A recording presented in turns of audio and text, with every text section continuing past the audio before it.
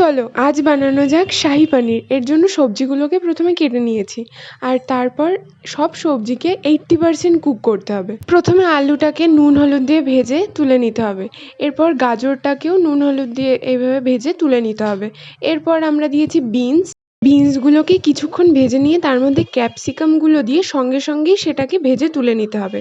এরপর কড়াইয়ে হলুদ দিয়ে তার মধ্যে পনিরগুলো দিয়ে লাল লাল করে ভেজে নেব। আরেক সাইডে জলের মধ্যে নুন দিয়ে সেটাকে হালকা কুসুম করে পনিরগুলোকে সব দিয়ে দেবো, যাতে পনিরটা ভেতরে সফট থাকে।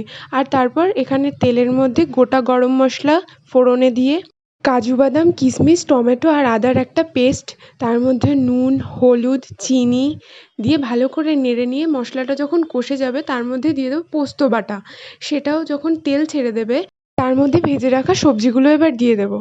এবার সবজিগুলোকে মিক্স করে নিয়ে যখন তেল ছেড়ে দেবে সবজিতে, তখন সেই পনিরগুলো আলাদা একটা জায়গায় তুলে নেব আর সেই জলটাই ফুটিয়ে নেব একদম।